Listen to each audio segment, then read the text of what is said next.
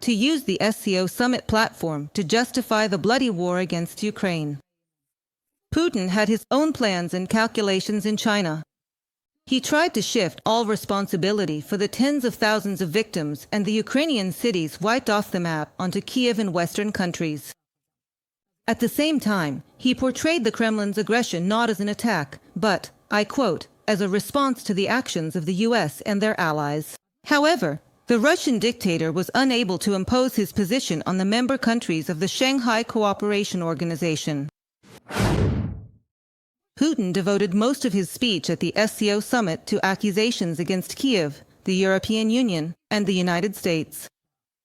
He claimed that everything happening in Ukraine now is supposedly the result of a so-called coup d'état, imposed and supported by the West. And according to him, Russia is not the aggressor at all, but rather the victim, forced to respond to attempts, and I quote, to drag Ukraine into NATO. Then, apparently expecting support from the member countries, Putin tried to convince them that the SCO should become the foundation of a new security system for Eurasia.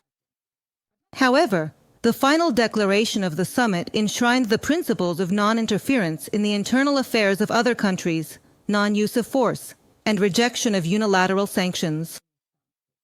Ukraine is not mentioned even once, directly, in this declaration spanning over 20 pages.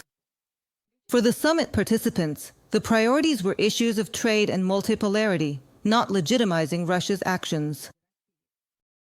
We find it telling that the main final document of the summit does not contain a single mention of Russia's war against Ukraine. It is surprising that the largest war of conquest in Europe since World War II is not reflected at all in such an important and fundamental document, while a number of other wars, terrorist attacks, and global events are mentioned. The absence of any mention of Russia's war against Ukraine in the SCO summit declaration is evidence of the failure of Moscow's diplomatic efforts. The Kremlin has suffered yet another defeat in its attempts to portray the world as divided in its assessment of Russian aggression against Ukraine. From the statement of the Ministry of Foreign Affairs of Ukraine. Furthermore, Indian Prime Minister Narendra Modi, during a meeting with the Russian delegation in China, directly called on Putin to end the war against Ukraine and once again emphasized that India supports a diplomatic resolution to the conflict and is ready to make every necessary effort to achieve this. We welcome all recently proposed efforts to establish peace in Ukraine and hope that all parties will approach this issue constructively. It is necessary to seek ways for a swift end to the war and the achievement of peace. This is a call from all of humanity. It is telling that on the day of Putin's speech at the SCO summit, Kremlin TV channels broadcast a video address from Viktor Yanukovych. The last time he appeared publicly in the media was in July 2022, when he called on Ukrainians to surrender to Russia. And now, all of a sudden, he claimed that he had always worked toward bringing Ukraine closer to the EU and was categorically against joining NATO. However, the fugitive president didn't resurface from obscurity for no reason. The Institute for the Study of War is convinced this move was also carefully planned and orchestrated by the Kremlin. The release of Yanukovych's video on Russian state media was likely deliberately timed to coincide with Putin's statements. The Kremlin may be setting the stage to claim that Yanukovych, not Ukrainian President Volodymyr Zelenskyy, is the legitimate leader of Ukraine. However, such claims are false, since Yanukovych voluntarily left Ukraine after the Revolution of Dignity, and several democratic elections have been held in Ukraine since then.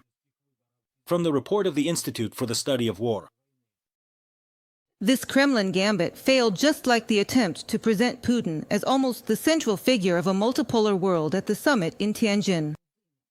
There are still serious contradictions among the members of the Shanghai Cooperation Organization, and behind the outward appearance of unity lie conflicts of interest and mistrust.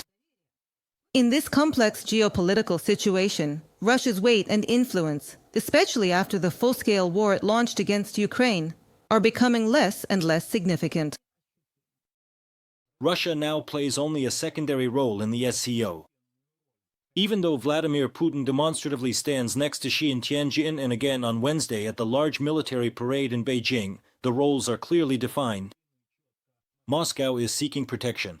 Beijing is calling the shots. For Xi Jinping, this is a double victory. He is taking advantage of Putin's weakness to strengthen his own leadership, while at the same time portraying China as an indispensable force in Eurasia. From a publication by Handelsblatt. Perhaps the only thing Putin managed to accomplish at the summit in China was once again showing the whole world that he has no intention of stopping the war against Ukraine. Moscow continues to insist solely on its own terms and shows no willingness to compromise. And even when the Kremlin dictator tried to present himself as a victim from a high podium, hundreds of drones and dozens of missiles were flying at peaceful Ukrainian cities. Russia continues to carry out strikes. Of course, we will respond to this. We will respond, in particular, asymmetrically, so that Russia truly feels the consequences of its audacity. And we continue to work with our partners to put pressure on Russia. And it will happen. Russia hears nothing but strength and will keep lying until its losses are strong enough. All our partners understand this. It's important to have the determination to act. Additional sanctions that actually have an impact are necessary. Tariffs that restrict Russian trade and funding for the Russian war machine are needed as well. All of this is very much needed. At the meeting with the Prime Minister of Slovakia, who, by the way, was the only European leader to come to China, Putin continued to threaten Kiev. The Kremlin dictator called on Robert Fico to impose an energy blockade on Ukraine. This included both the gas supplied in reverse flow and electricity. In addition, the Kremlin dictator promised to intensify attacks on Ukrainian energy facilities and cynically called these strikes a response to the Ukrainian Defense Forces' attacks on Russian oil refining enterprises.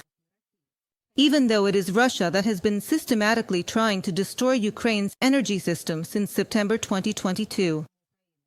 And the first strikes by the Ukrainian armed forces on Russian oil refineries and oil storage facilities took place in January 2024. Our partners understand very well that in this way, Putin is trying to blackmail not only Ukraine, but all of Europe. The threat from Russia is growing every day. Let's not be naive. One day, this could affect Luxembourg and my country, the Netherlands, as well. Right now, we are all safe. We think we are far from Russia, but in reality, we are very close. Especially in the context of the latest Russian missile technologies. For example, the difference right now between Lithuania and Luxembourg, The Hague, or Madrid is just 5 to 10 minutes. That's how long it takes a missile to reach these parts of Europe. So, we are all under direct threat from Russia. Right now, we are all on the eastern flank. Whether you currently live in the bustling city of London or the charming city of Tallinn, it truly makes no difference anymore. Overall, Putin's trip to China showed that he will use any international platform not for dialogue, but as a kind of theatrical stage from which he can threaten the whole world. He did this both at the summit and during bilateral meetings. And diplomatic efforts to stop the aggressor are clearly still insufficient. But at the same time, it's clear that the louder the threats, the more Russia is trying to hide its vulnerable position in the exhausting war against Ukraine.